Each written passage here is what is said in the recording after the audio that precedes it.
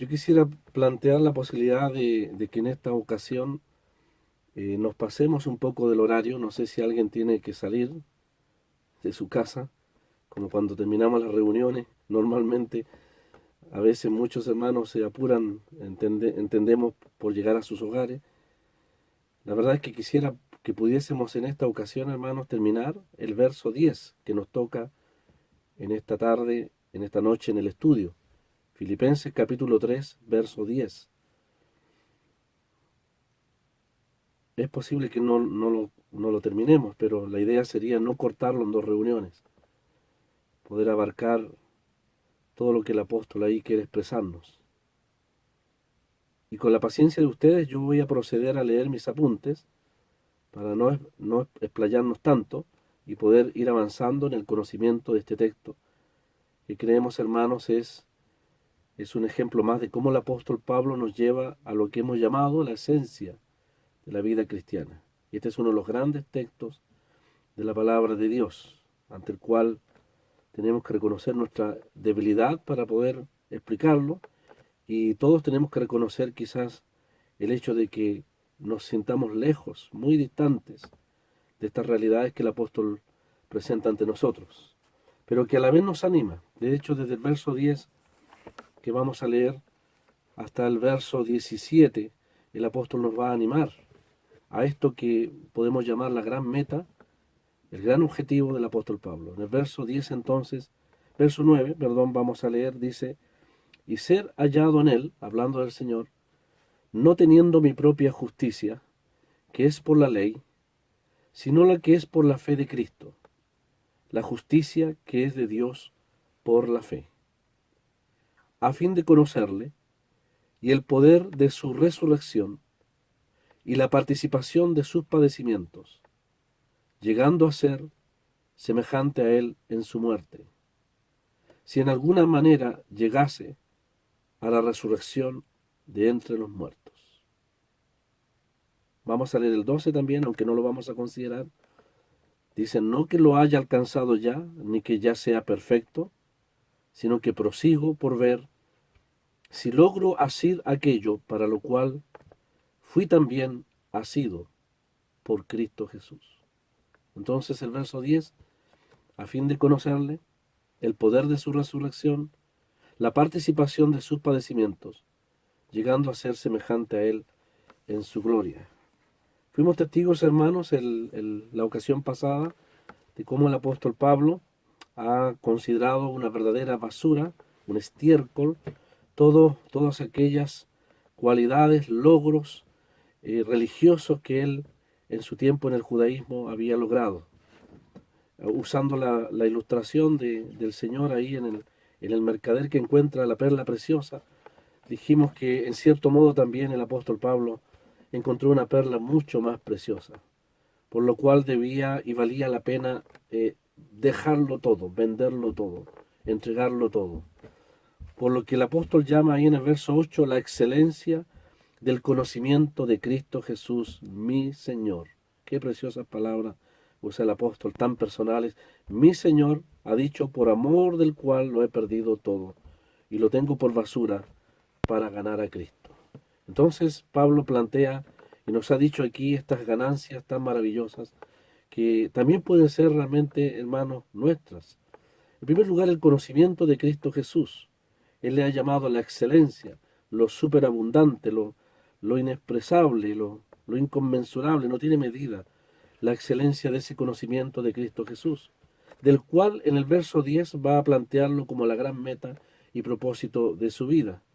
Luego en el verso 9 entendemos que el apóstol tiene una ganancia realmente extraordinaria.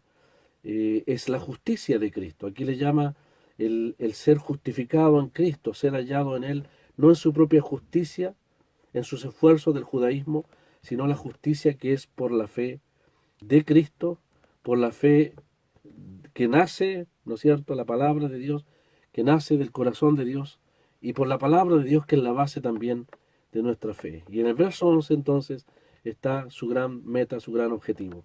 Lo que podríamos resumir en la participación, la comunión, la experiencia real, personal, de ser como Cristo. La verdad es que el apóstol nos lleva hacia ese propósito, llegar no solamente a conocerle, experimentar su poder, la comunión con sus padecimientos. En el fondo esas tres expresiones constituyen el máximo anhelo del apóstol, que debe ser también el nuestro, de ser como el Señor. En el verso 9 entonces, hermanos, ha dicho el apóstol, y ser hallado en él, no teniendo mi propia justicia, que es por la ley, sino la que es por la fe de Cristo, la justicia de Dios por la fe. Ahí cuando el apóstol dice, no teniendo mi propia justicia, sino la que es por la fe de Cristo, podemos decir que ahí está en presencia nuestra lo que es el medio para obtener esa justicia, que es por medio de la fe.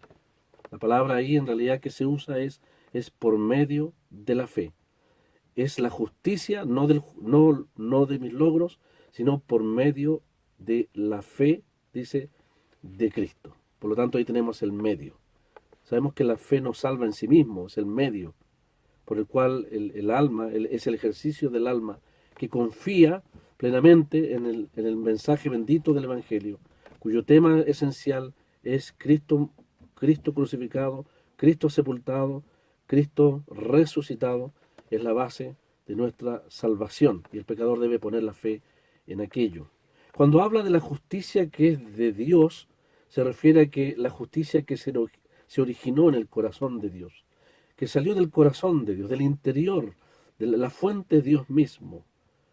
Es Dios mismo, es el origen de esa justicia, de dónde nace, dónde se concibió el bendito plan de salvación. Es algo maravilloso que Dios pueda justificar al pecador culpable. Por lo tanto, la fuente es de Dios. Como el apóstol dice en Romanos, cuando habla del Evangelio de Dios, fui constituido ministro del Evangelio de Dios. El origen es absolutamente eterno, divino. Y cuando se refiere a la justicia que es de Dios por la fe, ahí el apóstol usa otra palabra que es posible, hermanos, que se refiera a la base de nuestra justicia. Es la fe de la palabra de Dios, el conjunto, el cuerpo de doctrina, de enseñanza, de la que el escritor Judas dice que nos alienta ardientemente a luchar, ¿no es cierto?, por la fe dada una sola vez a los santos. Y los hermanos entienden esa expresión, la entienden como el conjunto de enseñanzas, de doctrinas a las cuales creemos, que también hemos abrazado por la fe, y que es la base de nuestra salvación. Entonces, nuestra justicia, hermano, descansa en un sólido fundamento, una sólida roca que es la palabra bendita de Dios. Realmente la carta a los romanos constituye toda la declaración de la base sólida por la cual nosotros somos salvos y hemos recibido de parte de Dios esa justicia que Pablo llama por medio de la cual ha sido hallado en Cristo. Entonces, hermanos, ser hallado en Él significa ser hallado en el ámbito de la justicia de Dios y no la propia. Un día llegará en que todos los que estamos conectados, creyentes o no creyentes, tendremos que ser hallados en alguien. Los que por la fe hemos creído en Cristo, seremos hallados en Él. En Él está nuestra base, nuestra confianza y seguridad eterna de salvación. Pero aquellos que no se han convertido a Cristo serán hallados fuera de Cristo. Dios nos hallará a todos, o en Cristo o sin Cristo, con vida o muerte, salvados o no salvados, ser hallado en Él. Y de hecho el apóstol Pablo, sobre esa base, bendita base, de la justicia que ha recibido por la fe en Cristo, vuelve a decir entonces y dice, a fin de conocerle, dice el verso 10. Esto significa entonces que Pablo, desde la esfera de ese perfecto conocimiento de Cristo Jesús y comunión con Él, es que él anhela realmente avanzar en su vida espiritual. La base entonces de la gran meta del apóstol Pablo ha sido, en primer lugar, la plena seguridad, la plena garantía, el perdón absoluto, la justicia de parte de Dios es la base sobre la cual el apóstol entonces puede proyectarse a esa maravillosa meta por la cual el Señor le salvó. No hemos sido salvos para ser libres del infierno, de la condenación eterna, damos gracias a Dios por eso, sino que hemos sido salvos para un propósito. Estamos en Cristo para un propósito. Y dice el apóstol, a fin de, Y ahí plantea entonces tres objetivos: conocerle, el poder de su resurrección y la participación de sus padecimientos. Yo voy a pedir al hermano Johnny si puede proyectar la manera en que queremos sugerir una división de este texto para poder afrontarlo con la ayuda del Señor. Entonces, ahí está un cuadro que queremos sugerir a los hermanos y a todos quienes están conectados. Filipenses 3:10 al 11. En primer lugar, cuando el apóstol Pablo pone delante de él esta meta, este objetivo, dice, a fin de conocerle, estamos hablando de que para él, para el apóstol, era una experiencia personal, una experiencia, vamos a decir, hermanos, de conocimiento personal. Cuando dice, y el poder de su resurrección, se refiere a que el apóstol Pablo está hablando de una experiencia poderosa, una experiencia poderosa. Ya no el poder en sí, sino el poder que viene de Cristo, viene de Dios. Y cuando dice la expresión y la participación de sus padecimientos, se refiere a que Pablo está mencionando una experiencia dolorosa, que vamos a ver que es una consecuencia de la anterior. Y cuando dice llegando a ser semejante a él en su muerte, se refiere a una experiencia práctica, a una experiencia semejante a él, conformado, se puede traducir a su muerte o en su muerte. Y finalmente dice, si en alguna manera, en el verso 11 dice, llegase a la resurrección de entre los muertos, ahí tenemos que para el apóstol era una experiencia urgente. Entonces, una experiencia personal, a fin de conocerle, una experiencia poderosa, el poder de su resurrección, una experiencia dolorosa, la participación de sus padecimientos y una experiencia práctica semejante a él en su muerte, la realidad de vivir en el ámbito de esa muerte y finalmente una experiencia urgente. O sea, Pablo tiene la urgencia de lograr esa meta antes de llegar, si es necesario, a la resurrección de entre los muertos. El apóstol Pablo sabe que el rapto puede venir y por lo tanto cabe la posibilidad de que no llegue. Esa es la idea. Si en alguna manera llegase a la resurrección de entre los muertos. Es la meta más urgente que el apóstol Pablo tiene frente a ellos.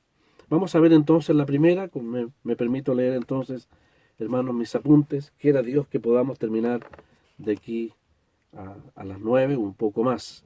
Entonces cuando Pablo plantea esta meta personal, hermanos, a fin de conocerle, está refiriéndose al más grande anhelo que su alma tiene después de haber conocido de una manera tan maravillosa, o más bien dicho, después de que el Señor se presentó a él en el camino a Damasco. Conocer a Cristo es el propósito, hermanos, más grande, es la meta más sublime, más grande que Pablo tiene en su vida. Solo llegar a conocer a Cristo, en quien están escondidos todos los tesoros de la sabiduría y del conocimiento, es mucho más importante, mucho más grande que todo lo que el mundo pudiese ofrecer. Si hay una persona en conversa escuchando, el Señor dijo que sacará al hombre si granjeare todo el mundo, si ganare todo el mundo y perdiere su alma. El apóstol Pablo lo ganó todo por la fe en Cristo. Lo perdió todo, es cierto, pero lo ganó todo en la persona del Señor. Y él pasó a ser entonces la más grande meta para su vida. Hemos dicho también que el plan del Señor para nosotros no es solo darnos justicia en Cristo, sino, además de ser aceptos en Él, sino ponernos en un camino, en un ámbito de conocimiento del Señor, de una manera realmente práctica. Entonces podríamos decir que cuando el apóstol Pablo dice a fin de, en el verso 10, a fin de conocerle, está presentando delante de nosotros esa importante meta. La salvación entonces es a fin de conocerle. Eso demuestra el propósito por el cual tenemos la justicia de Dios, que la hemos obtenido por la fe. Y a la vez es el objeto, es la meta, es el blanco por el cual nosotros los creyentes, por amor al Señor, debiéramos dejar todo a un lado, todo lo que se interponga entre nuestro amor al Señor, entre el primer lugar que Él debe tener, entre el propósito de conocerle de forma perfecta, personal, todo eso debe ser considerado, si es necesario, hermanos, como pérdida por causa del Señor. Cuando el apóstol Pablo entonces dice, a fin de conocerle, hermanos, ahí plantea frente a nosotros la meta. Y los hermanos que son expertos en la gramática, en los vocablos, nos dicen con toda seguridad que esa es una meta definitiva. Esa es la meta final, definitiva. Es una expresión que tiene que ver con una experiencia, hermanos, definitiva, decisiva, de una sola vez. Un solo acto, conocerle plenamente, pero que tiene resultados permanentes. La meta va a estar presente frente a nosotros en el verso 10. Pero en el verso 12 al 14, si el Señor lo permite verlo el próximo lunes, vamos a ver que todos nosotros, inclusive el apóstol Pablo, estamos quizás distanciados de esa meta. Pero el propósito es tener esa meta hacia adelante siempre y en forma permanente. Entonces, el apóstol aquí pone como meta el conocimiento, ese conocimiento que nos lleva a apropiarnos realmente del Señor. Conocer entonces, hermanos, aquí, cuando Pablo habla del conocimiento, habla de un conocimiento superior. Esto significa no mera teoría, no mera lectura, no solo saber cosas acerca de Cristo, sino que es un conocimiento que se lleva a la práctica. Ese conocimiento de una persona es comprender, reconocer, entender plenamente a la persona del Señor. Indica, hermanos, una relación. Indica realmente establecer una relación de conocimiento con el Señor. Tal conocimiento, por supuesto, tenemos que reconocerlo, es claramente provocado, ayudado, fortalecido por la presencia también del Espíritu Santo en nosotros.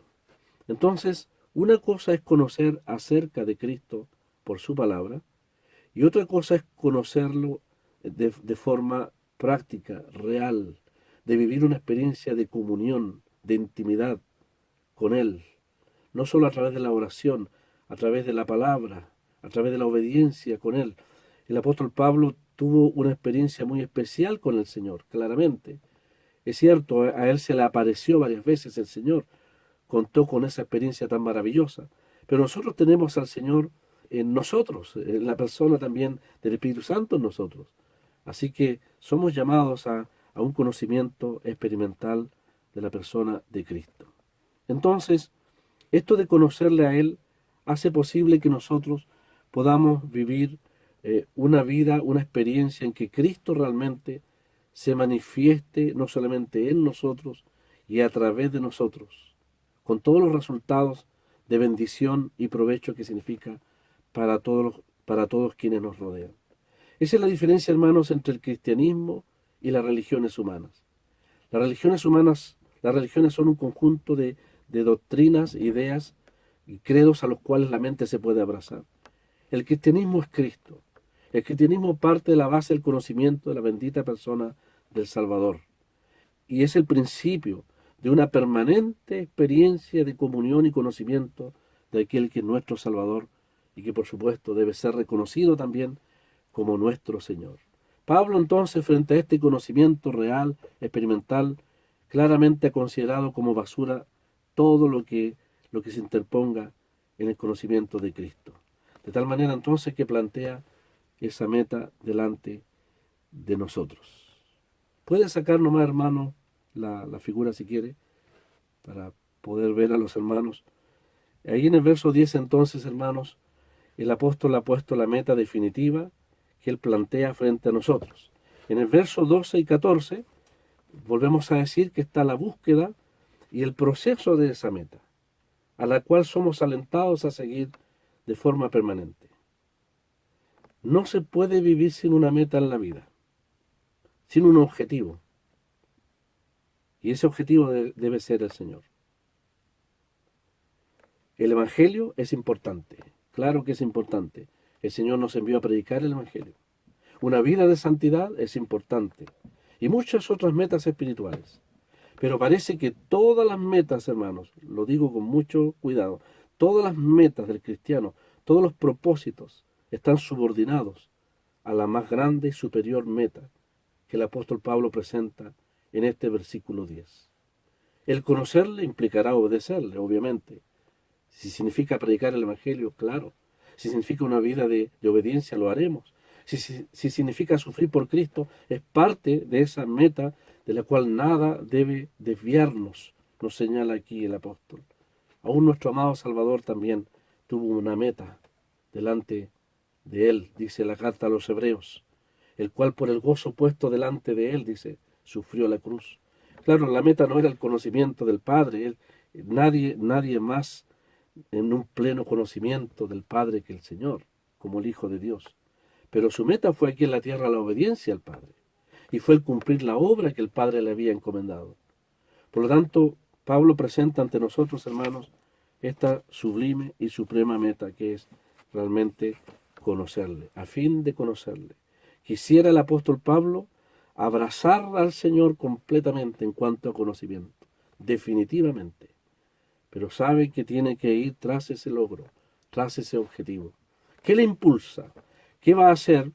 Vamos a ver más adelante, que todas las energías espirituales que el Señor le concede, las enfoca hacia ese propósito, el amor al Señor, el conocimiento de Él, la excelencia, dice el apóstol, de su conocimiento. Luego dice que el conocer a Cristo es una experiencia, es ir tras el alcanzar una experiencia poderosa. Por eso dijimos, esa expresión y el poder de su resurrección se refiere a una experiencia poderosa. Y ese poder claramente se refiere a lo que el apóstol Pablo, el mismo apóstol ha llamado en la carta ahí a los Efesios especialmente, ese la supereminente grandeza de su poder. En el capítulo 3 habla, en realidad ora al Señor, el apóstol dobla sus rodillas al Señor para que seamos fortalecidos en el hombre interior con poder por el Espíritu Santo de Dios.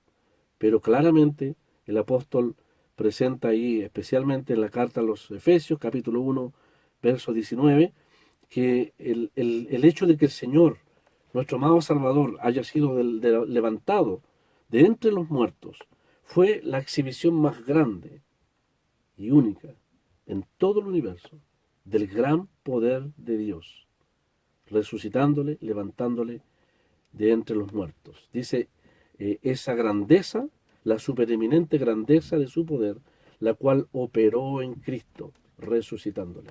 Hermanos, ese mismo poder en Efesios 2 es el que nos dio vida. Y Él os dio vida, dice, cuando estabais muertos en delitos y pecados.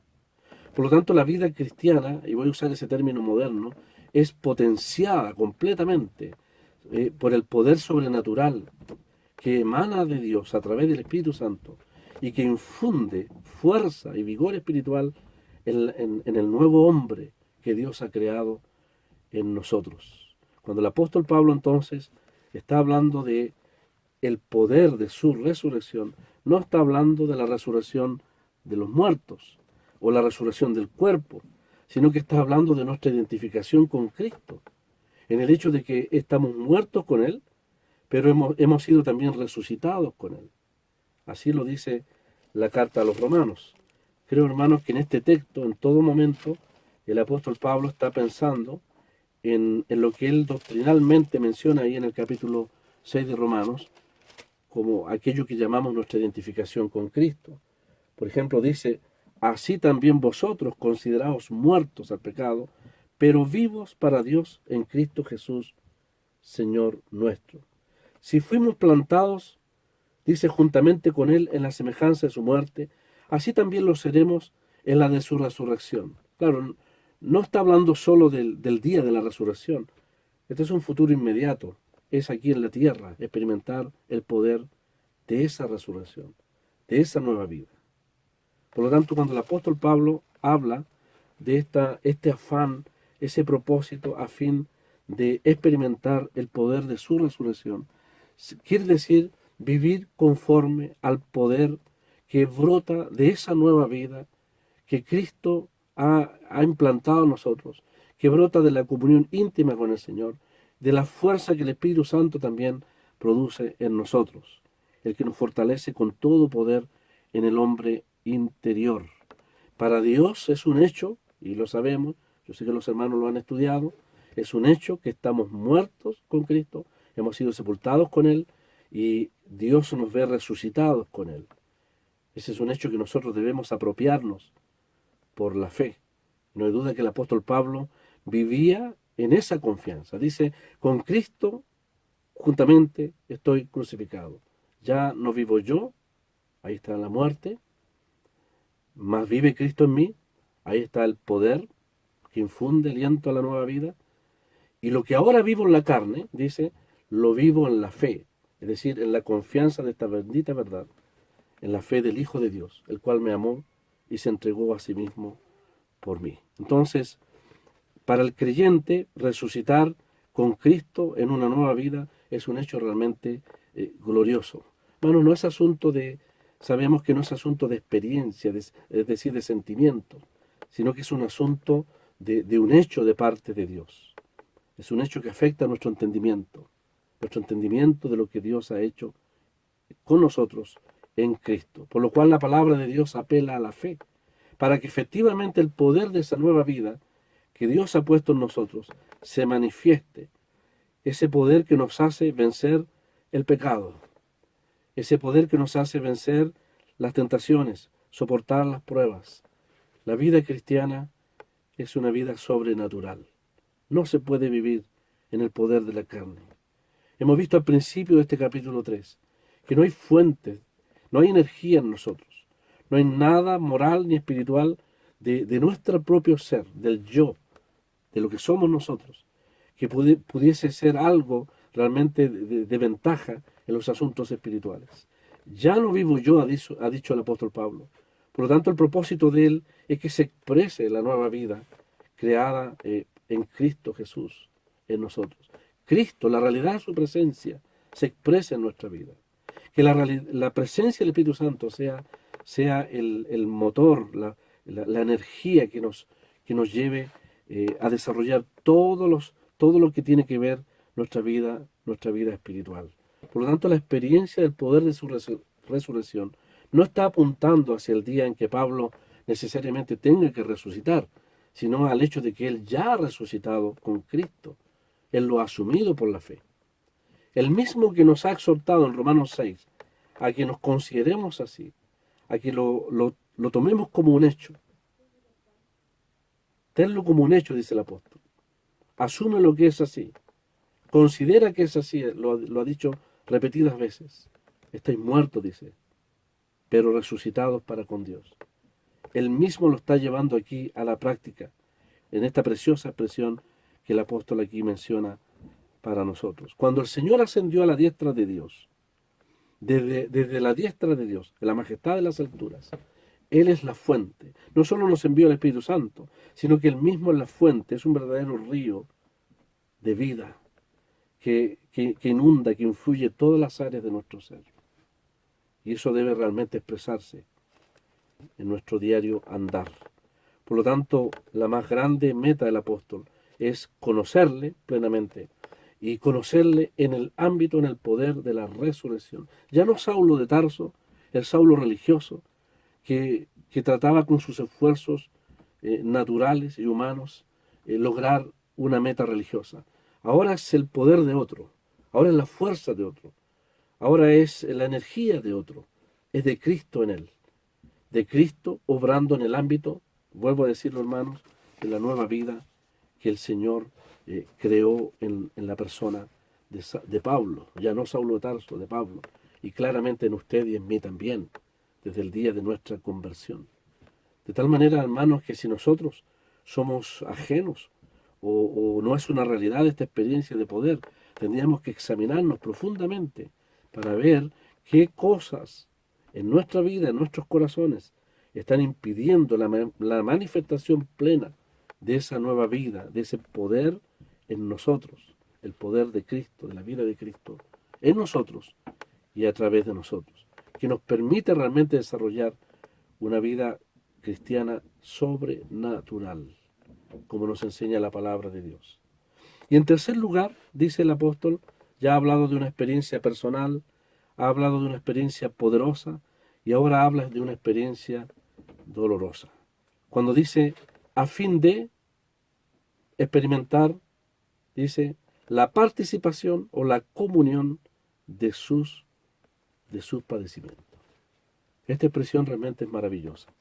Ya en el capítulo 1, verso 29, el apóstol nos ha dicho que es un privilegio sufrir por Cristo. Dice, a vosotros os es concedido a causa de Cristo, no solo que creáis en Él, sino que también padezcáis por Él. De tal manera entonces que el sufrimiento es parte inherente de la vida cristiana. Y en realidad el sufrimiento fue parte de la vida, de toda la vida del apóstol Pablo, de todo su ministerio al Señor. Ya al principio de su conversión, el Señor dijo de él, es necesario, yo le mostraré cuánto le es necesario sufrir por causa de mi nombre. Y no es que Dios, el Señor, quiera hacer sufrir sin un propósito al apóstol. Es que la meta, el propósito del Evangelio, el expresar a Cristo es algo tan grande que el dolor sería el instrumento que Dios usara, que usaría el Señor, para que el yo de Pablo estuviese siempre a raya, siempre en la mínima expresión, reducido a lo mínimo, para que Cristo se pudiese expresar. Dios no se goza en el sufrimiento del creyente. El Señor planeó una vida de sufrimiento al apóstol para mostrarlo a él, de tal manera que él pudiese decir, a diferencia de nosotros, en esta misma carta, hermanos, sed imitadores de mí, sed imitadores de mí. Dios me ha usado como ejemplo, como ilustración, como parábola, de lo que significa una vida de sufrimientos, cuyos sufrimientos y aflicciones han reducido tanto lo que es el yo en mi persona, que solamente se ha habido un lugar para expresarse la vida de Cristo. Ese es el propósito de Dios. Dios se glorifica en una vida donde se expresa el carácter de Cristo. Y si es necesario reducir el yo, este yo voluntarioso, que siempre quiere manifestarse, expresarse por medio del sufrimiento, lo va a hacer. Aquí el apóstol dice, yo quiero experimentar la comunión de sus padecimientos. Y no porque el apóstol quiera sufrir, sino porque él sabe que el conocerle y el vivir en el poder de una nueva vida necesariamente le va a llevar al sufrimiento. En la medida que nosotros vivamos en el poder de esa nueva vida, el poder de Cristo se manifiesta en nosotros. Vamos a ser objeto del ataque del enemigo. Vamos a ser objeto del desprecio del mundo. Pablo no pone la participación de sus padecimientos como lo primero, ¿no es cierto? No es la meta de él, sino que se ve claramente que es la consecuencia de su afán de conocerle y de su afán de vivir y experimentar el poder de su resurrección. Viva, hermano, piadosamente, dijo el apóstol, y usted va a sufrir.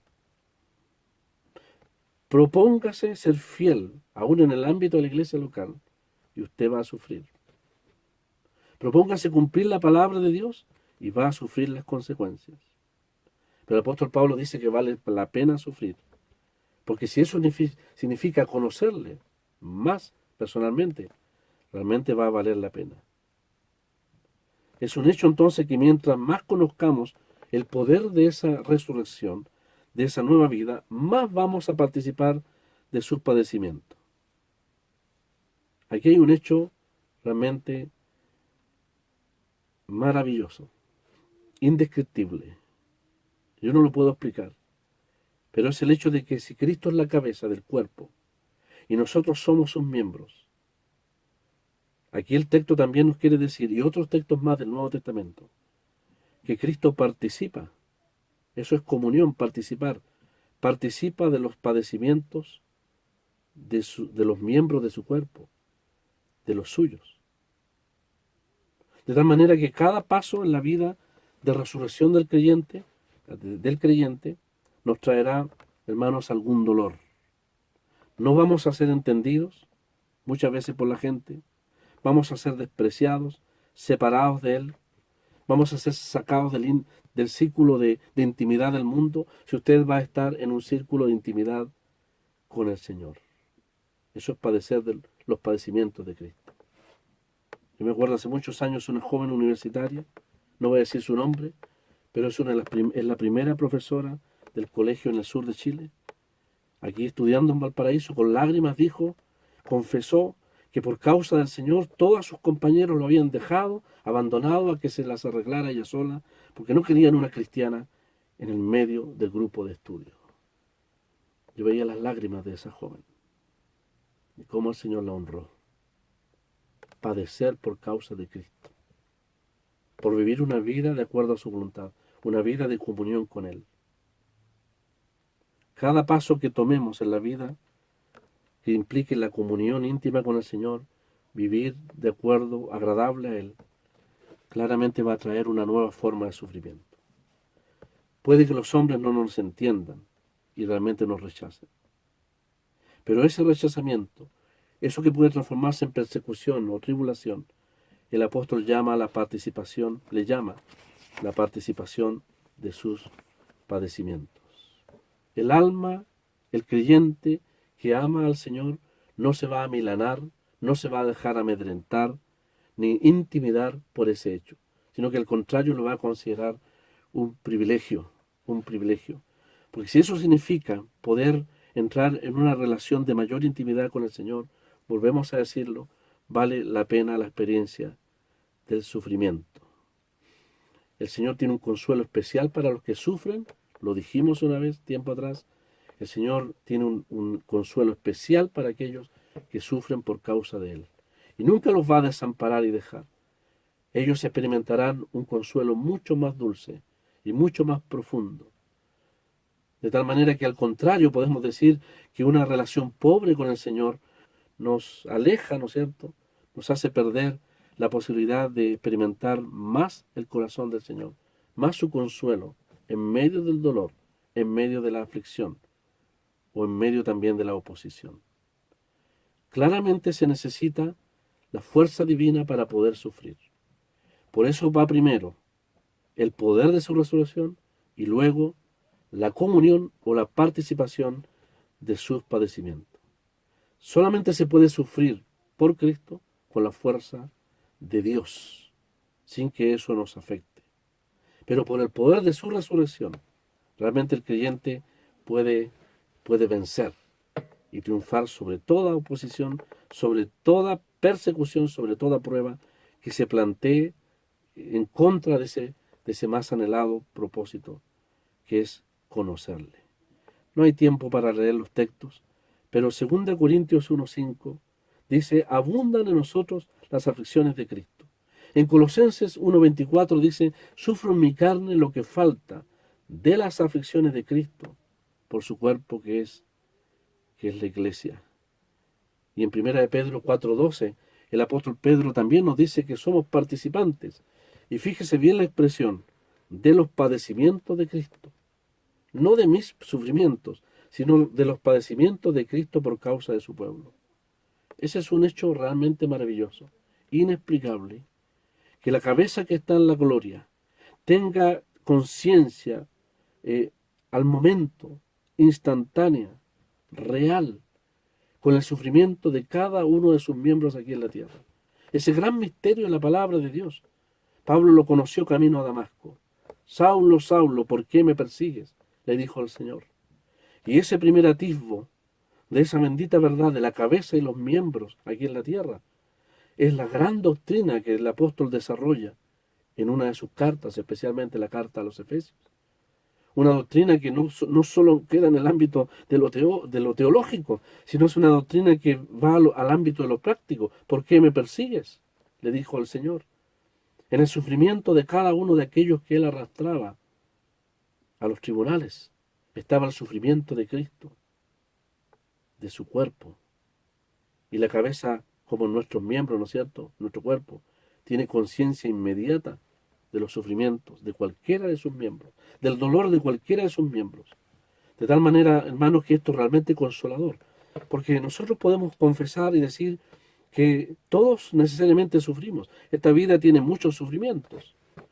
El inconverso puede sufrir igual que el creyente, pero la diferencia es que el mundo sufre solo. Nosotros sufrimos con Cristo. O me atrevo a decir, de acuerdo a lo que el apóstol dice, Cristo se compadece de nosotros. tiene simpatía por nuestros sufrimientos. Eso es realmente algo inexpresable. Es algo realmente grandioso en la palabra de Dios. Si Pablo está refiriéndose, cuando dice, y la participación de sus padecimientos, pueden ser tres cosas, y las tres son gloriosas. En primer lugar, sufrir por Cristo, por causa de una vida de justicia. Pablo dice, yo quiero conocerle plenamente, perfectamente. Ese es el más grande propósito de mi vida. Pero también está la idea de que él hable del sufrimiento de Cristo, lo cual hemos hablado, o la simpatía de Cristo por mis sufrimientos. Mi bendito Salvador sentado a la diestra de Dios, conectado con todas mis aflicciones aquí en la tierra. Eso es su simpatía. Creo que el texto significa eso, porque habla de la participación de sus sufrimientos. La comunión, entrar en el ámbito de la comunión íntima de Cristo por sus sufrimientos. Se dice que cuando uno tiene un amigo es capaz de expresar sus penas, sus aflicciones, sacar los más recónditos sentimientos hacia afuera a alguien que considera su amigo. Eso es participar de los sufrimientos, de las penas, de los dolores, de pocos a quienes abrimos nuestro corazón.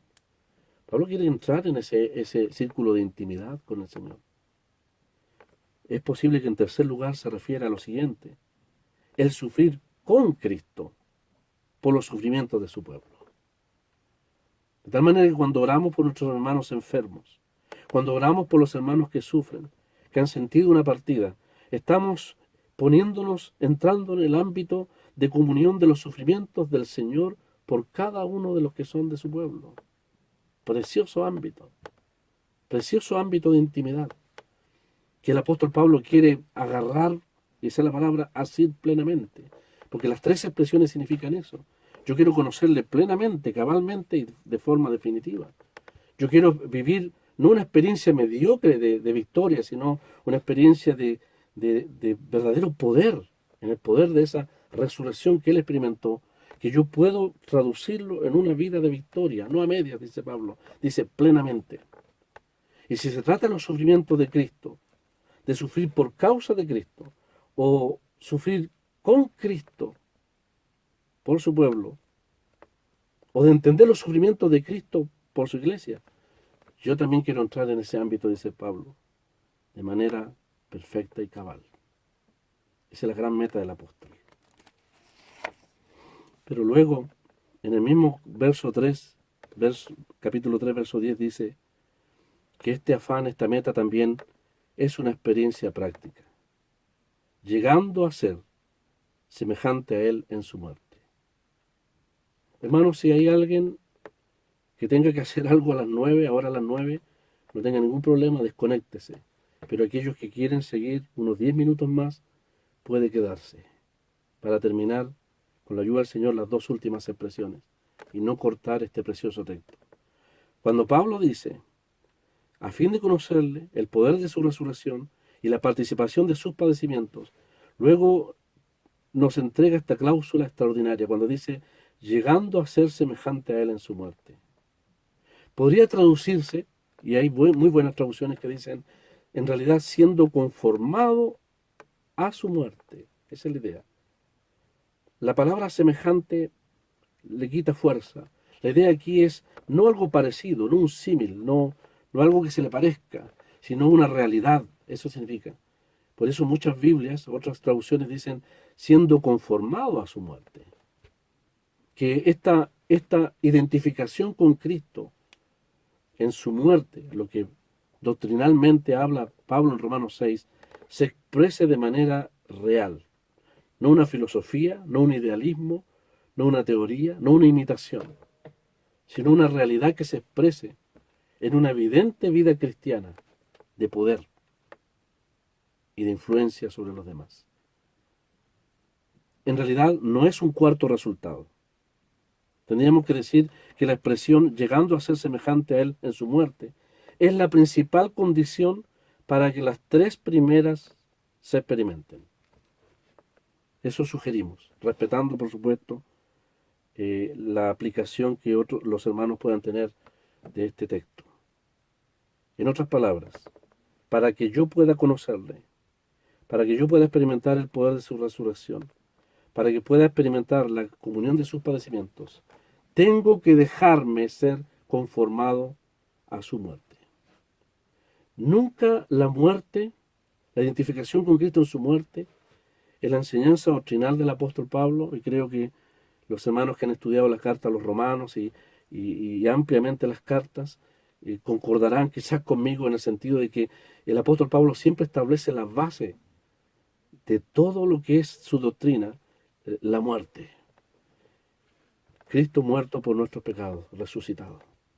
La base de nuestra salvación es Cristo muriendo y resucitando.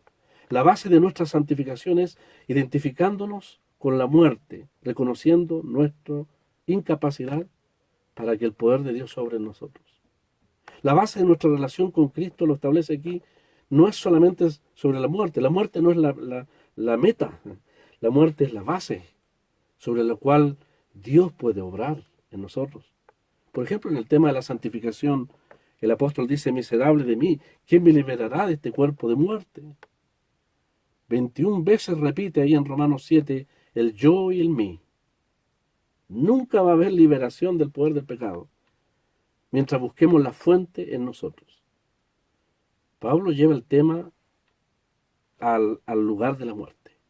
Ya no vivo yo, dijo el apóstol. Por eso que en Romanos 8 tenemos 21 veces la presencia del Espíritu Santo, dándonos el poder para vencer el pecado.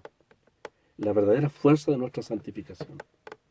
Por lo tanto, sugerimos que esta expresión, llegando a ser semejante a Él en su muerte, no es un cuarto resultado, sino que es la base de todo. No sé cómo ejemplificarlo. Por ejemplo, podríamos decir, yo voy a hablar inglés, voy a escribir inglés y voy a escuchar el inglés terminando la carrera. ¿Me entiende? Entonces el apóstol Pablo dice, le voy a conocer, voy a experimentar el poder de su resurrección y voy a participar de sus padecimientos, dejándome conformar a su muerte. Ahí está la base. O sea, en otras palabras, ahí está el principio de todo, no el final de todo. Dejándome conformar a su muerte, siendo conformado a su muerte. Ya no vivo yo, mas vive Cristo en mí. Entonces, para Pablo, hermanos, voy a leer mis apuntes, morir con Cristo no era solo una enseñanza teórica. La identificación con la muerte de Cristo no es una enseñanza teórica, sino que se expresa de una manera práctica, dejando Él que Dios sobre, para que efectivamente su vida se conforme a esa muerte. Entonces el requisito de poder vivir la vida de Cristo en nuestra experiencia es de haber entendido que ya hemos muerto con Él. Es decir, de haber llegado a ser semejantes a Él en su muerte. Y la verdad es que el apóstol usa una palabra muy, muy hermosa aquí, ya la hemos estudiado, que es la palabra forma. Por eso se ha dicho que la palabra semejante no tiene toda la fuerza. Pablo dice aquí, llegando a ser en la forma de su muerte. ¿Se acuerda que cuando Pablo dijo, hablando al Señor, que Él siendo en forma de Dios, entendimos claramente que cuando usa la palabra forma, habla de la realidad de una persona divina?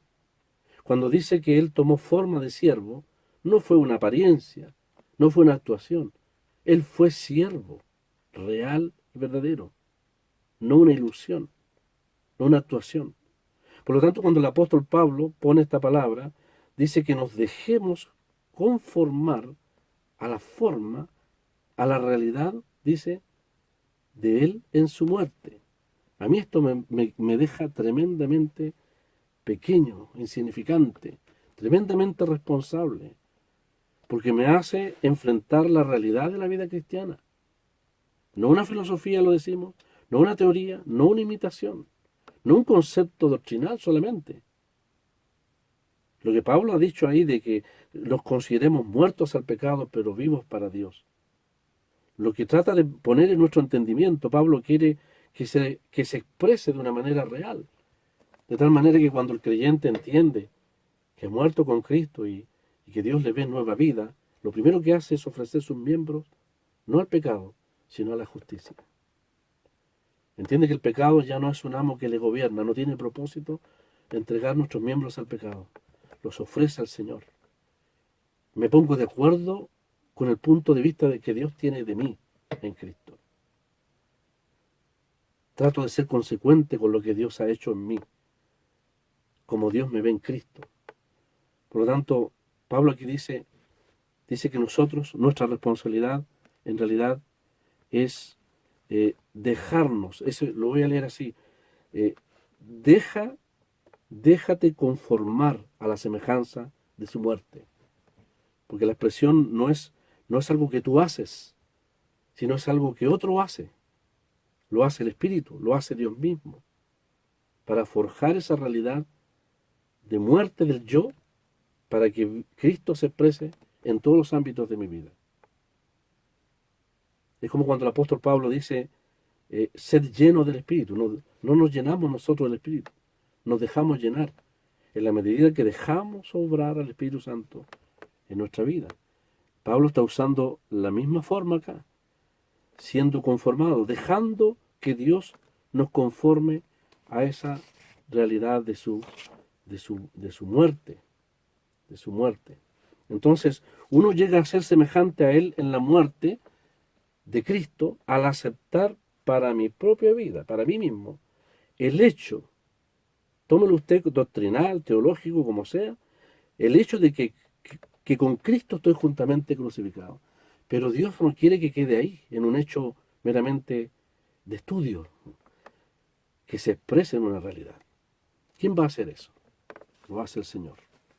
Y pensamos, y podemos pensar que el apóstol Pablo realmente fue conformado a la realidad de su muerte, en primer lugar porque él lo asumió por la fe así. Con Cristo estoy juntamente crucificado. Yo lo he tomado como un hecho, dice el apóstol. Y yo vivo todos los días en la confianza de esa bendita verdad que quiero que se exprese plenamente en mi vida. Eso es la parte de nuestra responsabilidad, digámoslo así. Es lo que dice Romanos 6:11. Pero también hay un aspecto de nuestra obediencia a la palabra de Dios. Que nosotros nos sujetemos a la palabra de Dios. Dejemos que la palabra de Dios obre los resultados que Dios quiere en nuestros corazones. Pero hay un aspecto que nosotros no manejamos y que Dios sí lo maneja. Y es el hecho que Dios permite que las circunstancias favorezcan la realidad de la experiencia de muerte. En el caso del apóstol Pablo fue así. Claramente fue así. Y el Señor dijo, yo le mostraré.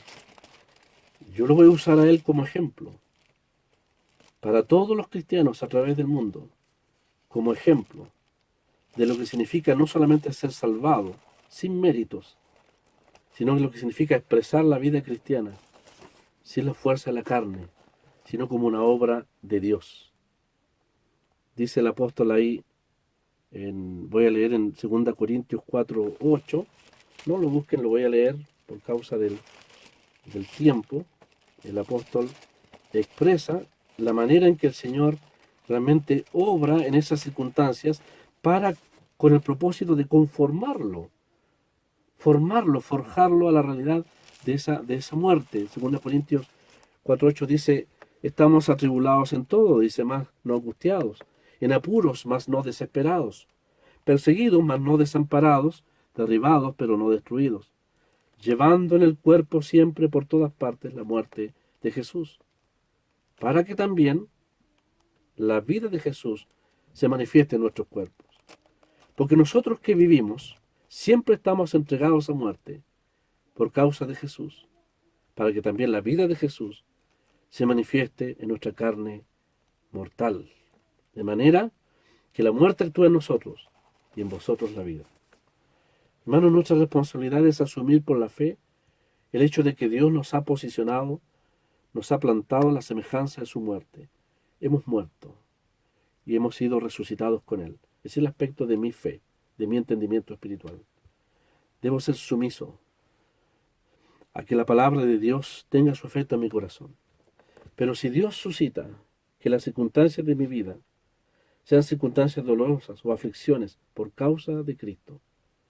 Ténganlo presente, y eso consuela, es que es parte del proceso de Dios, de manejar las circunstancias, aunque sean dolorosas, para que al igual que el apóstol Pablo, conformarnos a la realidad de esa muerte. Yo me he dado cuenta, hermanos, que aquellos que han estado, entre paréntesis, cerca de la misma muerte, experiencias dolorosas, donde la confianza en el yo queda reducida a nada. ¿Qué manera de manifestarse el poder de Dios a través de esos instrumentos? Siempre detrás de una gran crisis, de prueba, de aflicción, de dolor, o de enfrentar de cara a la misma muerte, como el apóstol Pablo nos presenta aquí. Es una instancia en que el Señor reduce a la nada lo que nosotros somos, ¿no es cierto? Lo que éramos en Adán, para que el poder de Dios se manifieste. Y finalmente, hermanos, disculpen, 5 minutos, denme por favor, dice, si en alguna manera llegase a la resurrección de los muertos. Aquí está una urgente experiencia del apóstol Pablo. Pablo, hermanos, no tenía, como al igual que nosotros, la certeza si llegará a experimentar la muerte o la resurrección de su cuerpo. Yo no sé si voy a morir. Puede que el Señor venga hoy día mismo y nos lleve a todos a la gloria. Como la palabra de Dios habla del rapto. Pablo no sabía, no tenía certeza. Si en alguna manera dice, mi propósito es seguir en este afán, de esta meta, si es que tuviese que llegar por medio de la muerte a la resurrección de entre los muertos, porque está implícito aquí, está entre paréntesis, el hecho de que Pablo sabe que hay un evento que podría impedir que él pasase por la muerte y experimentase la resurrección de los muertos cuando el Señor venga. Ese sería que el Señor lo hallara vivo el día del rapto. Entonces, Pablo sabía que antes de eso podía ocurrir el rapto de la iglesia. Sabía que no todos dormirían, pero sí sabía, y lo dice la palabra de Dios, que todos muertos o vivos serán transformados, otros resucitados, otros transformados. Entonces, Pablo quería llegar en su afán de conocerle, de experimentar el poder de su resurrección y su padecimiento hasta la venida del Señor, ya sea vivo o muerto, o más bien dicho, vivo o durmiendo en el Señor. Que nada le detenga en ese propósito. Parece decirnos el apóstol Pablo, y con esto termino, hermano, diciendo, hermanos, queda poco tiempo. Queda poco tiempo. La meta está ahí, está a la vista. Algunos más lejanas, otros más cercanas. Pero Pablo va a rogar y va a enseñarnos en los versículos que sigue que todos los que queramos ser maduros, todos los perfectos, los maduros, los que tengan este sentir, sigan adelante en ese propósito, en la más grande meta. Por si logro, dice, alcanzar aquello para lo cual fui salvo, no, dice, para lo cual fui tomado por Cristo, para conocerle a Él, la más grande meta que el creyente puede tener en la vida. El Señor nos ayude a que el lunes podamos ir viendo más aspectos cuando el apóstol tenga que reconocer su insatisfacción, pero no su desánimo, sino con más fuerza seguir adelante para proponernos una meta que pareciera inalcanzable, pero que es una meta que vale la pena, porque hermanos nos mantiene con el horizonte puesto, con la vista puesta, con las energías enfocadas en el conocimiento de Cristo. Bien decían los hermanos que la vida cristiana es como subir una bicicleta sobre una subida. Si usted no avanza, retrocede. Pablo no quiere retroceder, Pablo quiere avanzar, aunque se vea lejos la meta. No que lo haya alcanzado ya, dice, pero dice, sigo a ese propósito. Y nos va a invitar a todos nosotros a que le imitemos en ese el más grande propósito. Si para este hombre de Dios esta fue la más grande meta, que representa la esencia de la vida cristiana, ¿por qué no podría hacerlo para nosotros? Hermano, ¿cuál es la meta suya? ¿Cuál es mi meta? ¿Es el Evangelio? Es nuestro deber. ¿Es un ministerio? Podría ser. ¿Es proyectarse en un ámbito de servicio, etcétera, tantas metas, legítimas o no, pero aquí está la más sincera, la más noble, la realmente motivada por el amor al Señor, a fin de conocerle, de una vez por todas y plenamente. Si va a ser en el cielo, bien, pero Pablo dice, nada me va a detener en ese propósito, de conocerle de manera real y experimental, conocerle a Él personalmente, vivir en el ámbito del poder de la nueva vida que Él puso en mí. Y finalmente, si es necesario que tenga que ser conformado a la semejanza de su sufrimiento, será un privilegio para mí poder sufrir por Cristo, con Cristo y a causa de Cristo. Pablo claramente es cristocéntrico absolutamente. Y quiera Dios que nosotros también lo seamos. Que el Señor bendiga su palabra.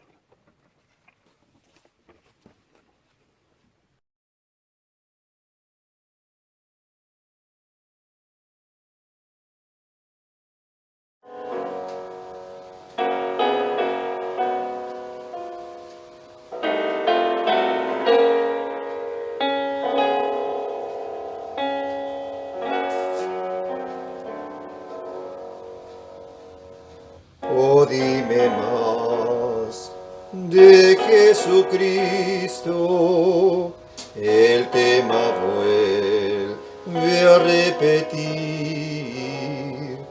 y de su amor inmerecido, gracia y favor, hazme sentir.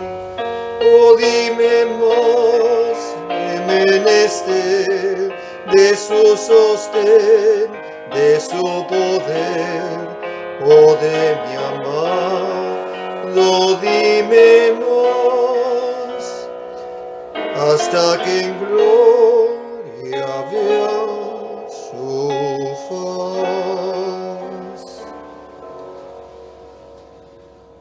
Oh, dime de su voz calmante que dice paz en mi dolor, y que alba habrá tras noche triste al que confía en su Señor.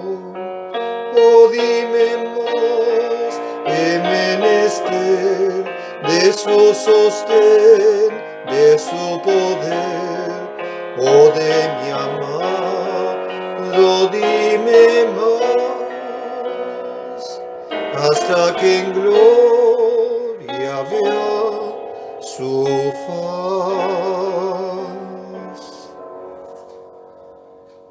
Oh, dime de la dulce historia del Rey de Gloria, quien lloró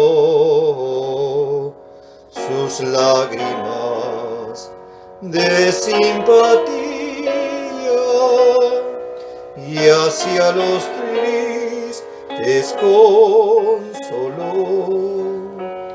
Oh, dime más, he menester de su sostén, de su poder, oh, de mi amado, dime más, hasta que en gloria vea su faz. Oh, dime más, y de mi parte mi vida entera entregaré. La historia bella y tan gloriosa del Evangelio contaré. Oh, dime más, he menester de su sostén, de su poder, oh, de mi amado, dime más, hasta que en gloria vea su faz.